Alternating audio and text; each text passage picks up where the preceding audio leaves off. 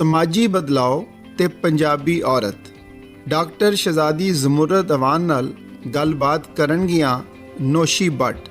ते आओ अज इस सिलसिले का पहला प्रोग्राम सुनते हाँ।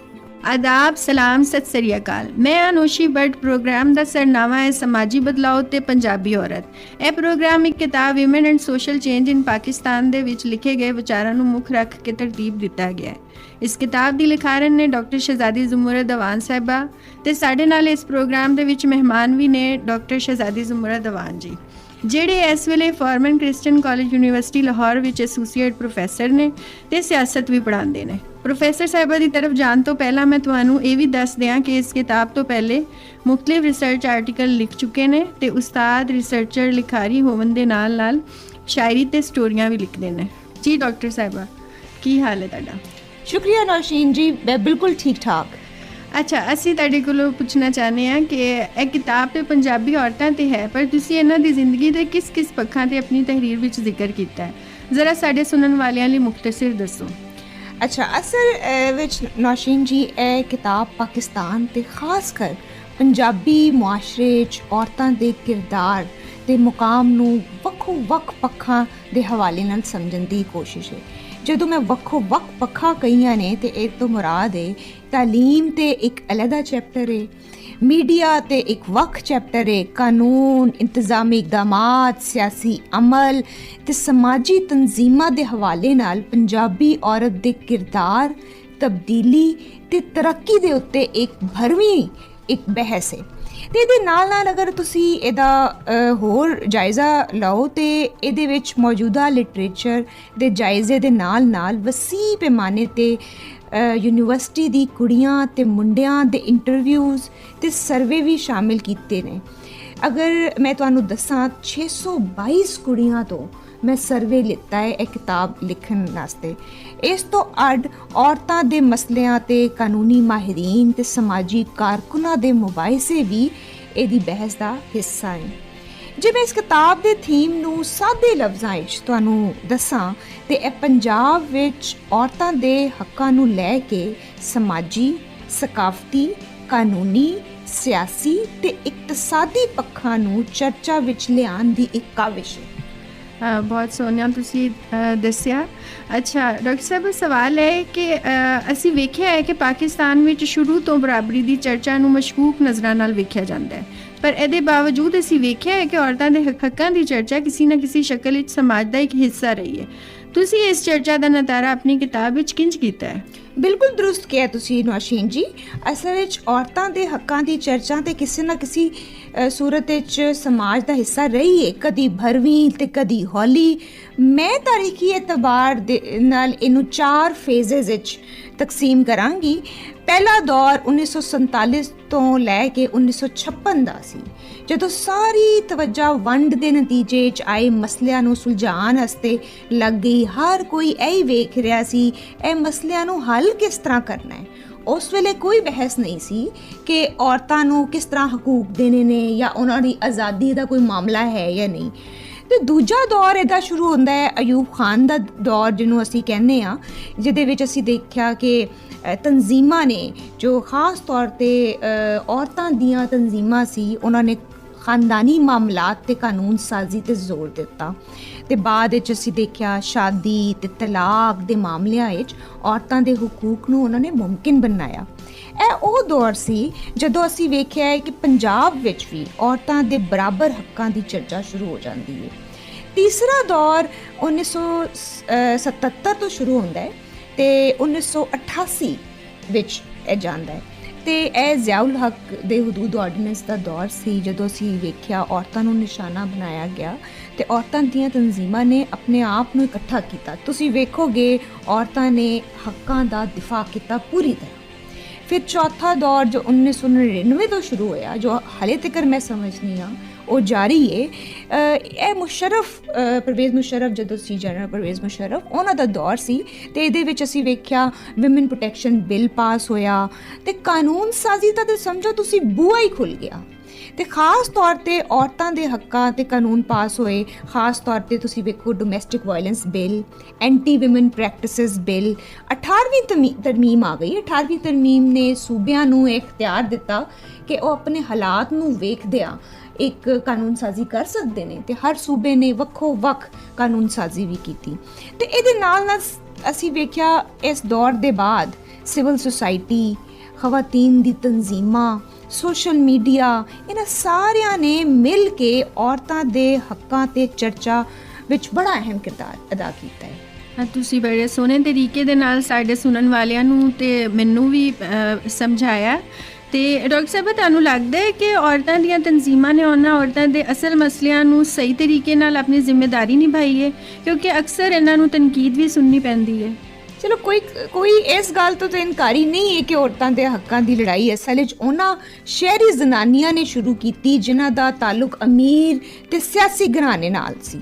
ਇਹਨਾਂ ਉੱਤੇ ਸਭ ਤੋਂ ਵੱਡੀ ਤਨਕੀਦ ਇਹੀ ਹੈ ਕਿ ਇਹ ਮਹਿੰਗੇ ਕੱਪੜੇ ਪਾਉਣ ਵਾਲੀਆਂ ਜਿਹੜੀਆਂ ਵੱਡੀਆਂ ਗੱਡੀਆਂ ਵਿੱਚ ਸਫ਼ਰ ਕਰਦੀਆਂ ਨੇ ਤੇ ਘਰ ਇਹਨਾਂ ਦੇ ਨੌਕਰਾਂ ਦੀ ਇੱਕ ਵੱਡੀ ਫੌਜ ਹੈ, ਇਹਨਾਂ ਨੂੰ ਆਮ ਔਰਤ ਦੇ ਮਸਲਿਆਂ ਦਾ ਕੀ ਪਤਾ। ਲੇਕਿਨ ਤੁਸੀਂ ਇਹ ਵੇਖੋ, ਇਹਨਾਂ ਨੂੰ ਮੁਲਕ ਦੀ ਆਮ ਔਰਤਾਂ ਦੇ ਮਸਲਿਆਂ ਤੇ ਭਾਵੇਂ ਨਾ ਪਤਾ ਹੋਏ, ਲੇਕਿਨ ਇਹਨਾਂ ਨੇ ਕਿਧਰੇ ਇਹਨਾਂ ਦੀਆਂ ਗੱਲਾਂ ਵੀ ਕੀਤੀਆਂ। ਜਿਵੇਂ ਅਸੀਂ ਵੇਖਿਆ ਵੇਲਾ ਲੰਘਦਾ ਗਿਆ, ਔਰਤਾਂ ਦੀ ਤਾਲੀਮ ਦਾ ਰੁਝਾਨ ਵਧਿਆ। ਮੀਡੀਆ ਨੇ, ਇਲੈਕਟ੍ਰੋਨਿਕ ਮੀਡੀਆ ਜਿਹਦੇ ਵਿੱਚ ਪ੍ਰਿੰਟ ਮੀਡੀਆ ਤੇ ਜਿਹਦੇ ਵਿੱਚ ਸੋਸ਼ਲ ਮੀਡੀਆ ਸ਼ਾਮਿਲ ਨੇ, ਉਹਨੇ ਜ਼ਮਾਨੇ ਜਾਗਰਾਤੀ ਦਿੱਤੀ ਤੇ ਅਸੀਂ ਵੇਖਿਆ ਸਨਫੀ ਬਰਾਬਰੀ ਦੀ ਚਰਚਾ ਨੇ ਇੱਕ ਨਵੀਂ ਸ਼ਕਲ ਇਖਤਿਆਰ ਕਰ ਲਈ ਤੇ ਔਰਤਾਂ ਦੀ ਤਾਲੀਮ, ਨੌਕਰੀ, ਸ਼ਾਦੀ ਤੇ ਤਲਾਕ ਦੇ ਹੱਕ ਤੇ ਇੱਕ ਭਰਵੀਂ ਚਰਚਾ ਹੋਣ ਲੱਗੀ, ਜੋ ਸਿਰਫ ਜ਼ਨਾਨੀਆਂ ਦੀ ਤਨਜ਼ੀਮਾਂ ਤੇ ਉੱਚ ਪੱਧਰ ਦੀਆਂ ਔਰਤਾਂ ਨਹੀਂ ਕਰ ਰਹੀਆਂ ਸੀ, ਬਲਕਿ ਹਰ ਫੋਰਮ ਤੇ ਉਹ ਹੋ ਰਹੀ ਸੀ। ਤੇ ਇਸ ਰੁਝਾਨ ਨੂੰ ਵੇਖਦਿਆਂ ਹੋਇਆ ਇਹ ਕਿਤਾਬ ਪੰਜਾਬੀ ਔਰਤਾਂ ਦੇ ਮੁਕਾਮ ਨੂੰ ਬਦਲਣ ਵਿੱਚ ਤਾਲੀਮ, ਮੀਡੀਆ, ਸਿਆਸੀ ਅਮਲ, ਔਰਤਾਂ ਦੀਆਂ ਤਨਜ਼ੀਮਾਂ ਦੇ ਕਿਰਦਾਰ ਉੱਤੇ ਚਰਚਾ ਕਰਦੀ ਹੈ। ਇਹ ਖੋਜ ਸਾਨੂੰ ਇਹ ਦੱਸਦੀ ਹੈ ਕਿ ਇਹਨਾਂ ਸਾਰੇ ਕਾਰਕੁਨਾਂ ਨੇ ਮਿਲ ਕੇ ਸਿਨਫੀ ਮਸਾਵਾਤ ਲਿਆਉਣ ਲਈ ਇੱਕ ਅਹਿਮ ਕਿਰਦਾਰ ਅਦਾ ਕੀਤਾ ਹੈ। ਮੇਰੀ ਕਿਤਾਬ ਇਸ ਲਈ ਤਾਲੀਮੀ, ਸਿਆਸੀ ਅਮਲ, ਜਿੰਨੇ ਮੈਂ ਕਾਰਕੁਨ ਦੱਸੇ ਨੇ ਉਹਦੇ ਉੱਤੇ ਵੱਖੋ ਵੱਖ ਚੈਪਟਰ ਬਣਾਉਂਦੀ ਹੈ ਤੇ ਇਹ ਕਿਤਾਬ ਉਹਨਾਂ ਲੋਕਾਂ ਵਾਸਤੇ ਤੇ ਹੈ ਹੀ ਕੰਮ ਦੀ ਜਿਹੜੇ ਪਾਕਿਸਤਾਨੀ ਔਰਤਾਂ ਤੇ ਇਲਮੀ ਖੋਜ ਕਰ ਰਹੇ ਨੇ, ਪਰ ਨਾਲ ਹਰ ਉਸ ਬੰਦੇ ਲਈ ਵੀ ਇਹ ਅਹਿਮ ਹੈ ਜੋ ਔਰਤਾਂ ਦੇ ਮਸਲਿਆਂ ਨੂੰ ਗੂੜੇ ਤੌਰ ਤੇ ਸਮਝਣ ਦਾ ਸ਼ੌਕ ਰੱਖਦੇ ਨੇ। ਸਹੀ ਗੱਲ ਹੋ ਗਈ। ਤੁਸੀਂ ਡਾਕਟਰ ਸਾਹਿਬ ਬੜੇ ਅੱਛੇ ਤਰੀਕੇ ਦੇ ਨਾਲ ਸਾਨੂੰ ਸਮਝਾ ਰਹੇ ਹੋ ਤੇ ਸਾਡੇ ਸੁਣਨ ਵਾਲਿਆਂ ਨੂੰ ਇਹ ਦੱਸੋ ਕਿ ਪੰਜਾਬੀ ਜ਼ਨਾਨੀਆਂ ਤੇ ਹੋਰ ਵੀ ਕਿਤਾਬਾਂ ਨੇ, ਪਰ ਤੁਹਾਡੀ ਇਹ ਕਿਤਾਬ ਦੂਜੀ ਕਿਤਾਬਾਂ ਤੋਂ ਕਿਸ ਤਰ੍ਹਾਂ ਵੱਖ ਹੈ ਤੇ ਤੁਸੀਂ ਕਿਸ ਤਰ੍ਹਾਂ ਇਹਨੂੰ ਬਿਆਨ ਕਰੋਗੇ? ਦੇਖੋ, ਜਦੋਂ ਤੁਸੀਂ ਕੋਈ ਵੀ ਕਿਤਾਬ ਵੇਖਦੇ ਹੋ ਤੇ ਉਹਦੇ ਦੋ ਜ਼ਾਵੀਏ ਜ਼ਰੂਰ ਤੁਸੀਂ ਜ਼ਿਹਨ ਵਿੱਚ ਰੱਖਦੇ ਹੋ। ਇੱਕ ਜ਼ਾਵੀਆ ਹੈ ਕਿ ਤੁਸੀਂ ਵੇਖਦੇ ਹੋ ਕਿ ਇਹ ਲਿਖਣ ਵਾਲਾ ਕੌਣ ਹੈ, ਲਿਖਾਰੀ ਕੌਣ ਹੈ ਤੇ ਉਹਦੀ ਪ੍ਰੋਫਾਈਲ ਕੀ ਹੈ। ਉਹ ਮੈਂ ਤੇ ਮੈਂ ਜੰਮ ਪਲ ਪੰਜਾਬ ਦੀ ਹਾਂ, ਪਾਕਿਸਤਾਨ ਦੇ ਮੇਰਾ ਤਾਲੁਕ ਹੈ, ਪੰਜਾਬ ਦੇ ਅੰਦਰ ਰਹਿ ਕੇ ਮੇਰੀ ਸਾਰੀ ਤਾਲੀਮ ਹੈ ਤੇ ਕਿਤਾਬ ਲਿਖਦਿਆਂ ਵੀ ਮੈਂ ਪੰਜਾਬ ਵਾਲਾ ਲੈਂਸ ਜਾਂ ਉਹ ਜੋ ਐਂਗਲ ਹੈ ਉਹ ਇਸਤੇਮਾਲ ਕੀਤਾ ਹੈ, ਨਾ ਯੂਰਪ ਜਾ ਕੇ ਮੈਂ ਕਿਤਾਬ ਲਿਖੀ ਹੈ ਤੇ ਇਸ ਵਾਸਤੇ ਇਹ ਲੋਕਲ ਲੈਂਸ ਇਹਦੇ ਵਿੱਚ ਇਸਤੇਮਾਲ ਹੋਇਆ। ਇਹ ਤੇ ਮੇਰੀ ਪ੍ਰੋਫਾਈਲ ਹੈ। ਦੂਜੀ ਅਸੀਂ ਗੱਲ ਕਰ ਰਹੇ ਹਾਂ ਜਦੋਂ ਇਹਦੇ ਮੌਜ਼ੂਆਤ ਤੇ ਕਿਤਾਬ ਦੇ ਕੰਟੈਂਟ ਤੇ ਇਸ ਕਿਤਾਬ ਦੀ ਸਭ ਤੋਂ ਵੱਖਰੀ ਗੱਲ ਯੂਨੀਵਰਸਿਟੀ ਪੜ੍ਹਨ ਵਾਲੇ ਕੁੜੀਆਂ ਤੇ ਮੁੰਡਿਆਂ ਦੇ ਨਾਲ ਫੋਕਸ ਗਰੁੱਪ ਡਿਸਕਸ਼ਨਸ ਦੇ ਦੌਰਾਨ ਉਹ ਸਾਰੀ ਕਹਾਣੀਆਂ, ਤਬਸਰੇ ਉਹਨਾਂ ਦੀ ਰਾਏ ਨੇ। ਇਹਨਾਂ ਦਾ ਤਾਲੁਕ ਪਿੰਡ ਤੇ ਸ਼ਹਿਰੀ ਪੰਜਾਬੀ ਬੋਲਣ ਵਾਲੇ ਇਲਾਕਿਆਂ ਤੋਂ ਸੀ, ਜਿਹਦਾ ਮਤਲਬ ਹੈ ਕਿ ਇਸ ਕਿਤਾਬ ਵਿੱਚ ਪੰਜਾਬੀ ਔਰਤਾਂ ਦਾ ਜ਼ਿਕਰ ਕਰਦਿਆਂ ਮੈਂ ਸ਼ਹਿਰੀ ਤੇ ਪਿੰਡ ਦੀ ਜ਼ਿੰਦਗੀ ਦਾ ਫਰਕ ਵੀ ਖਾਸ ਧਿਆਨ ਵਿੱਚ ਰੱਖਿਆ ਹੈ। ਮੇਰਾ ਆਪਣਾ ਤਾਲੁਕ ਜੋ ਕਿ ਪੰਜਾਬ ਤੋਂ ਹੈ ਤੇ ਮੈਂ ਇਹਨਾਂ ਯੂਨੀਵਰਸਿਟੀ ਦੇ ਪੜ੍ਹਿਆਰ ਕੁੜੀਆਂ ਮੁੰਡਿਆਂ ਦੇ ਲਹਿਜੇ ਵਿੱਚ ਉਹ ਪੈਗਾਮ ਵੀ ਪੜ੍ਹ ਸਕਦੀ ਹਾਂ ਜਿਹੜੇ ਸਮਾਜੀ ਜਾਂ ਮਜ਼ਹਬੀ ਦਬਾਅ ਦੇ ਵਿੱਚ ਲੋਕੀ ਦੱਸਣ ਤੋਂ ਡਰਦੇ ਨੇ ਤੇ ਆਮ ਲੋਕੀ ਸਮਝ ਨਹੀਂ ਸਕਦੇ। ਮੈਂ ਇਸ ਕਿਤਾਬ ਲਿਖਣ ਦੇ ਸਾਰੇ ਅਮਲ ਵਿੱਚ ਇਹ ਜਾਣਿਆ ਹੈ ਕਿ ਪੜ੍ਹੀ ਲਿਖੀ ਤੇ ਨੌਕਰੀ ਪੇਸ਼ਾ ਔਰਤਾਂ ਆਪਣੀ ਨਿੱਜੀ ਤੇ ਅਵਾਮੀ ਜ਼ਿੰਦਗੀ ਵਿੱਚ ਅਨਪੜ੍ਹ ਕੁੜੀਆਂ ਤੋਂ ਘਰ ਵਿੱਚ ਬੈਠੀਆਂ ਔਰਤਾਂ ਤੋਂ ਮੁਕਾਬਲੇ ਵਿੱਚ ਕਿਧਰੇ ਵੱਧ ਕੇ ਬਾ ਇਖਤਿਆਰ ਹੁੰਦੀਆਂ ਨੇ। ਇਹਦੇ ਨਾਲ ਇਹ ਸਮਝਣ ਦੀ ਕੋਸ਼ਿਸ਼ ਵੀ ਕੀਤੀ ਹੈ ਕਿ ਔਰਤਾਂ ਦੇ ਹੱਕਾਂ ਦੀਆਂ ਤਨਜ਼ੀਮਾਂ, ਕਾਨੂੰਨ ਸਾਜ਼ੀ, ਪ੍ਰਿੰਟ, ਇਲੈਕਟ੍ਰੋਨਿਕ, ਸੋਸ਼ਲ ਮੀਡੀਆ ਤੇ ਸਿਵਲ ਸੁਸਾਇਟੀ ਔਰਤਾਂ ਦੀ ਜ਼ਿੰਦਗੀ ਵਿੱਚ ਕਿੰਨੀ ਤੇ ਕਿਸ ਹੱਦ ਤੱਕ ਤਬਦੀਲੀ ਲਿਆ ਸਕੀਏ। ਇਹ ਸਾਰੇ ਮਾਡਰਨਾਈਜ਼ਿੰਗ ਏਜੰਟਸ ਨੇ। ਮੈਂ ਇਹਨਾਂ ਨੂੰ ਮਾਡਰਨਾਈਜ਼ਿੰਗ ਏਜੰਟ ਦਾ ਨਾਂ ਦਿੰਦੀ ਹਾਂ ਕਿਉਂਕਿ ਇਹ ਦੱਸਦੀਆਂ ਨੇ ਕਿ ਮੁਸ਼ਕਿਲਾਤ ਵਿੱਚ ਰੁੱਝੀਆਂ ਇਹ ਸਾਰੀ ਕੁੜੀਆਂ ਕਿਸ ਤਰ੍ਹਾਂ ਆਪਣੀ ਜ਼ਿੰਦਗੀ ਦੇ ਮੁਖਤਲਿਫ ਚੈਲੰਜਸ ਦਾ ਮੁਕਾਬਲਾ ਕਰ ਰਹੀਆਂ ਨੇ।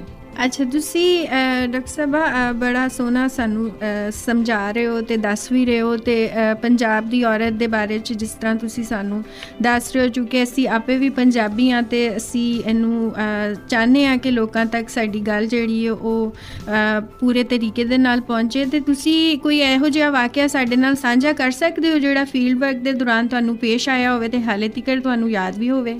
ਜੀ ਨੌਸ਼ੀਨ ਜੀ, ਤੁਸੀਂ ਪੁੱਛਿਆ ਤਾਂ ਮੈਨੂੰ ਇੱਕ ਵਾਕਿਆ ਯਾਦ ਆ ਰਿਹਾ ਹੈ।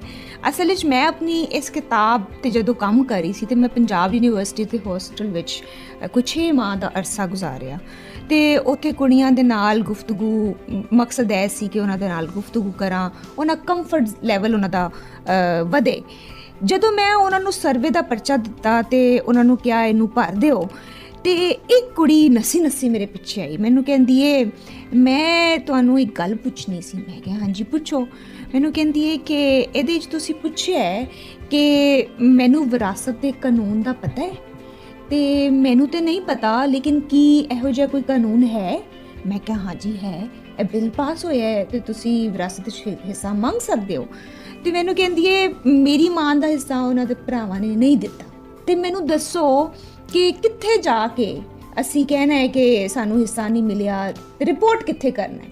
ਤੇ ਮੈਨੂੰ ਬੜਾ ਹੈਰਤ ਵੀ ਹੋਈ ਤੇ ਮੈਂ ਇਹ ਸੋਚ ਵਿੱਚ ਮੈਂ ਪੈ ਗਈ ਕਿ ਇਹਦਾ ਮਤਲਬ ਹੈ ਕਿ ਕਾਨੂੰਨ ਤੇ ਮੌਜੂਦ ਹੈ ਪਰ ਲੋਕਾਂ ਨੂੰ ਪਤਾ ਹੀ ਨਹੀਂ ਉਸ ਕਾਨੂੰਨ ਦਾ ਇਸਤੇਮਾਲ ਉਹਨਾਂ ਨੇ ਕਿਸ ਤਰ੍ਹਾਂ ਕਰਨਾ ਹੈ। ਤੇ ਇਹ ਸਾਰੇ ਵਾਕਿਆ ਨੂੰ ਮੈਨੂੰ ਇਹ ਵੀ ਦੱਸਿਆ ਕਿ ਕਾਨੂੰਨ ਮਹਿਜ਼ ਬਣਾ ਲੈਣਾ, ਕਾਨੂੰਨ ਸਾਜ਼ੀ ਕਰ ਲੈਣਾ ਔਰਤਾਂ ਦੇ ਮਾਮਲਿਆਂ 'ਤੇ ਇਹ ਕਾਫੀ ਨਹੀਂ ਹੈ, ਬਲਕਿ ਸਾਨੂੰ ਚਾਹੀਦਾ ਹੈ ਕਿ ਉਹਨਾਂ ਨੂੰ ਸਾਰਾ ਤਰੀਕਾ ਵੀ ਦੱਸੀਏ ਕਿ ਕਿਸ ਤਰ੍ਹਾਂ ਉਸ ਕਾਨੂੰਨ ਨੂੰ ਇਸਤੇਮਾਲ ਕਰਕੇ ਉਹ ਆਪਣੇ ਹਕੂਕ ਮੰਗ ਸਕਦੇ ਨੇ। ਸਹੀ ਹੈ, ਬੜੀ ਸੋਹਣੀ ਗੱਲ ਤੁਸੀਂ ਕੀਤੀ ਹੈ ਕਿ ਸਾਨੂੰ ਆਪਣੇ ਕਾਨੂੰਨ ਤੇ ਆਪਣੇ ਹੱਕਾਂ ਦੇ ਬਾਰੇ 'ਚ ਇਲਮ ਹੋਣਾ ਚਾਹੀਦਾ, ਪਤਾ ਹੋਣਾ ਚਾਹੀਦਾ ਤਾਂ ਜੇ ਅਸੀਂ ਆਪਣੇ ਹੱਕ ਦੇ ਬਾਰੇ 'ਚ ਗੱਲ ਕਰ ਸਕੀਏ। ਇਹਦੇ ਨਾਲ ਹੀ ਅੱਜ ਦਾ ਸਾਡਾ ਪਹਿਲਾ ਪ੍ਰੋਗਰਾਮ ਖਤਮ ਹੁੰਦਾ ਹੈ ਤੇ ਡਾਕਟਰ ਸਾਹਿਬਾ ਤੁਹਾਡਾ ਬਹੁਤ ਸ਼ੁਕਰੀਆ ਨੌਸ਼ੀਨ ਜੀ।